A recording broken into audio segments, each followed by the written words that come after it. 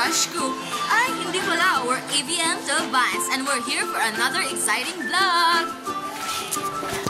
Oo, today, we're talking about activities you wanna try. Whether you wanna relax or get active, perfect for chilling with family, friends, and your crush. Para na rin yan sa mga tao na nagpapacool pag may crush.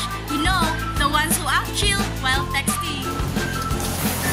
Unahin na natin ang mga chill activities. First up, reading.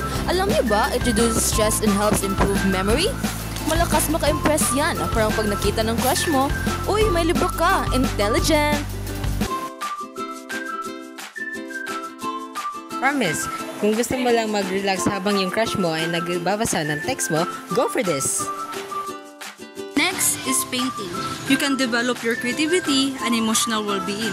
Imagine ka, nagsasabi ka, ay, may hobby akong painting.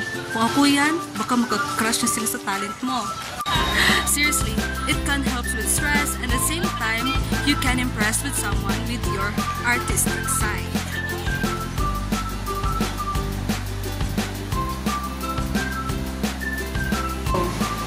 Watching TV, relaxing lang, bonding pa, family time or alone time, o baka may chance ka pang mag-invite ng crush mo para manood ng The Bachelor. Sabihin mo, oy, may tips ako dito!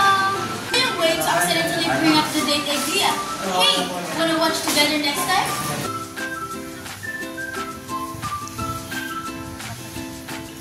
Next is meditation. Para to sa mga moments na gusto mo na kalma lang. Pero, matagal mo na palang pinapabayaan ang chat ng crush mo. Kaya meditation ang sagot para hindi ka magpanik.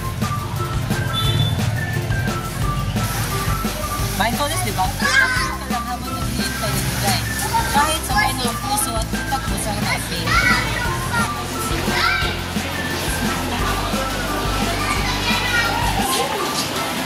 Finally, listening to music. Feeling mo, chill ka lang tapos na playlist ka bang perfect for relaxing.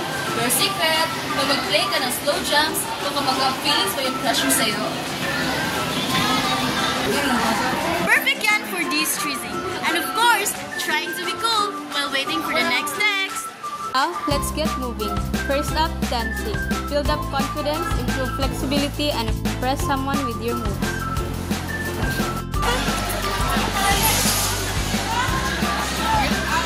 Imagine mo, magsasabi ka, gusto mo mag-dance lesson? Pero syempre, flex na rin yan na kaya mo mag-sing sa music. Like sa first date, walang awkwardness. Walking. Simple lang pero perfect for dates. Walk na lang kayo sa park tapos pag medyo kinakabahan ka, pwede mong sabihin, sige, ako nang bahalang mag-guide. See, walking can strengthen your joints, but more importantly, is the perfect excuse to actually brush against your crush.